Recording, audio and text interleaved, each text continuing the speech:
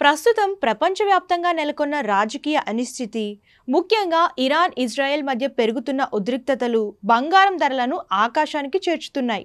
ఇలాంటి యుద్ధ పరిస్థితుల్లో ఆర్థిక వ్యవస్థలు అనిశ్చితిలో ఉన్నప్పుడు పెట్టుబడిదారులు తమ డబ్బుకు భద్రత కోరుకుంటారు.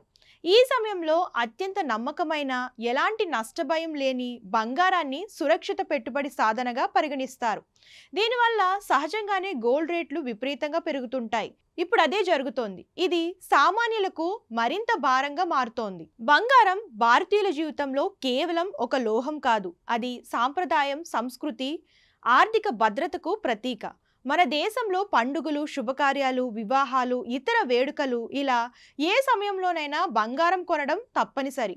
దీన్ని కేవలం ఆభరణంగా కాకుండా కష్టకాలంలో ఆదుకునే ఆస్తిగా, పెట్టుబడిగా చూస్తారు. అందుకే అంతర్జాతీయంగా ధరలు పెరిగినా దేశీయంగా బంగారం డిమాండ్ ఎప్పుడూ తగ్గదు. గత వారం దేశీయంగా బంగారం ధరలు విపరీతంగా పెరిగినప్పటికీ ప్రస్తుతం స్థిరంగానే ట్రేడ్ అవుతున్నాయి.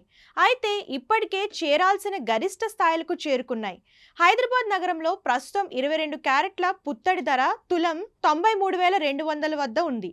22 క్యారెట్ల స్వచ్ఛమైన బంగారం ధర తులం 1,01,680 వద్ద ట్రేడ్ అవుతుంది. గత 4 రోజుల్లోనే 22 క్యారెట్ల బంగారం ధర గణనీయంగా పెరిగి షాక్ ఇచ్చింది.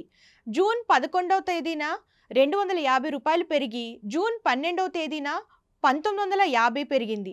జూన్ 13వ తేదీన 800 పెరిగి జూన్ 14వ తేదీన 750 చొప్పున పెరిగి మొత్తంగా 4 రోజుల్లోనే ఏకంగా 3,750 పెరిగింది. ఇక వెండి విషయానికి వస్తే కిలో వెండి రేటు కూడా భారీగా పెరిగి ఏకంగా 1,20,000 మార్కును చేరింది.